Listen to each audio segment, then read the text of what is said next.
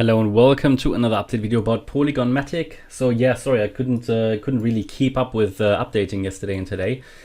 So technically this could still be a fourth wave that we're putting in, but before we get to the details, let's zoom out a little bit. Generally speaking, MATIC is still one of the best charts out there. Even the latest dip doesn't change anything here.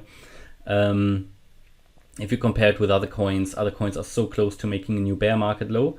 Whereas here we still have to drop massively to actually come close. So to make a new bear market low, we need to drop a whopping 63%.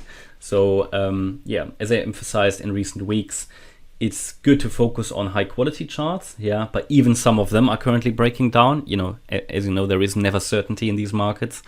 And obviously we had a bit of a black swan event, or a bit is maybe a little bit too nice, but it's been a massive event here that keeps prices dropping at the moment.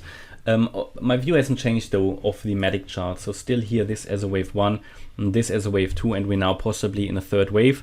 This assumption gets challenged as this current drop is quite strong.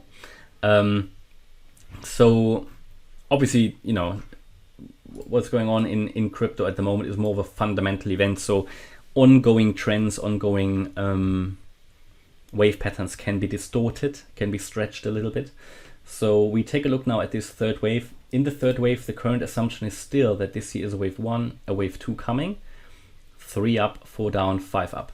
Obviously we've dropped now significantly. There is especially at the moment where we still have a little bit of an unclear fundamental situation. By the way, the USDT seems to be depegging at the moment as well, which is basically, if that happens now as well and they can't recover it again or get the peg back, then this would be the perfect storm, right? And then this is going to come down hard as well, of course, you know. But so it's an extremely risky time to be in the market. Again, more important than ever, the importance to use stop losses or move it onto your own Trezor or ledger if you want to hold long term. These are the two ways of doing it, right? So either, or let's say 3 aspects of risk management, or 4 aspects of risk management. First aspect is decentralize on exchanges, so not only use one exchange. The second aspect is to use a stop loss. The third one is to limit your position size if you leave your trade a little bit more space, but no stop loss at all is not really what I would recommend. Oh yeah, another aspect, use no leverage or only limited leverage. And then if you want to hold long term, then just be very picky about your altcoins you choose, especially in a bear market, and move them onto a ledger or Trezor. You know, these are the points really. And then you should be doing what you can. Well, you've done what you can do really to protect yourself. But the assumption now is that, yeah, we are still here in this first wave at the moment, even though this move down is quite hard, but I still give it the benefit of the doubt because we are holding the wedge at the moment, this ascending broadening wedge, or you could call it a leading diagonal. So when we came down, I gave you here a support area that would have been the most likely area to find support. I think it probably could have done it without the, let's say, black swan event from yesterday. So this obviously you know, stretched further. Here a great example how a stop loss would have protected you, because a stop loss could have been set just below $1, and then you could now buy back lower, or, you know, just sort of sit on the sidelines, I think, until things have calmed down a little bit. So I take this one out now because it has been invalidated. Now, however, as I said in previous videos, it could still be a wave 4 if we come down lower, because it can be counted as a diagonal pattern. So a cut or a cross between waves 1 and 4 doesn't really matter. To be fair, they haven't even crossed yet, but I count this as a diagonal pattern. So that is a very strong wave 4 now.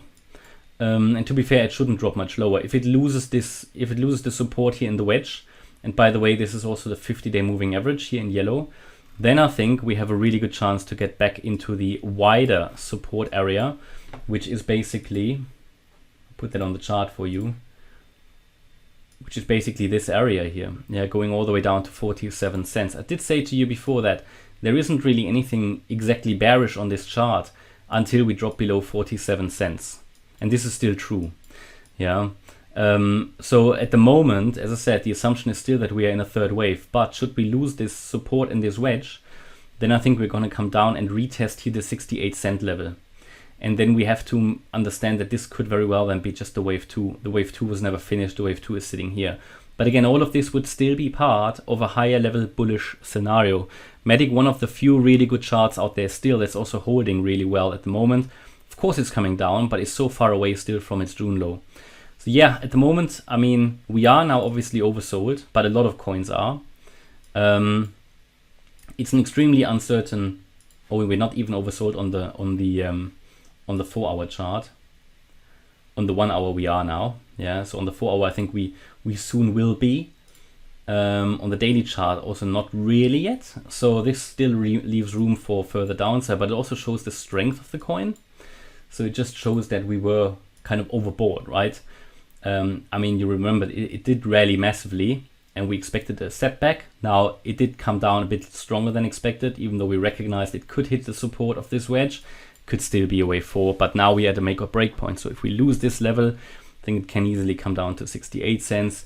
This would also be the wider area where I will accumulate. So there's 2 areas where I will accumulate, either here, yeah, or here in wave 2.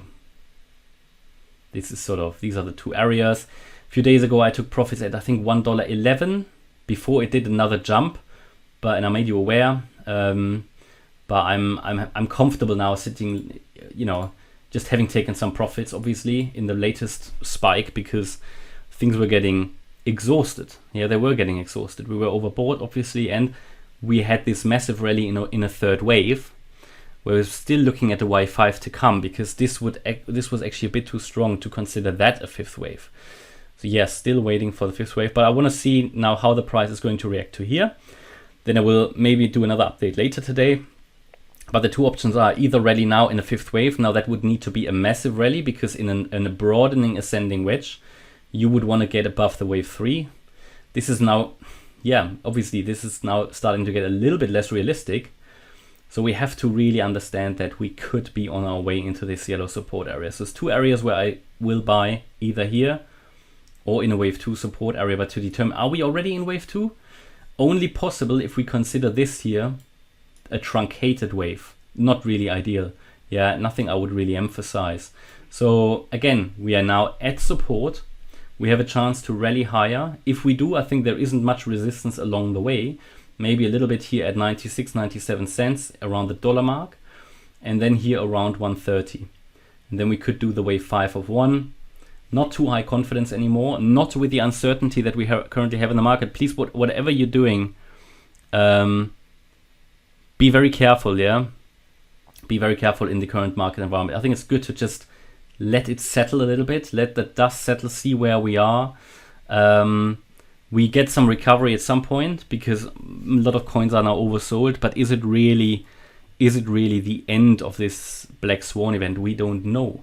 There's fundamentally a lot of stuff going on. And tomorrow we've got the CPI data release, which won't make the week easier, honestly.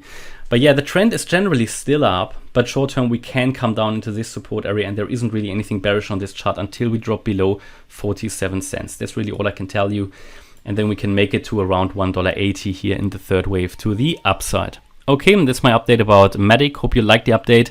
If you did, please hit the like button, leave a comment and subscribe. And if you really like the content, please check out the channel membership. Thanks a lot for watching. Bye-bye.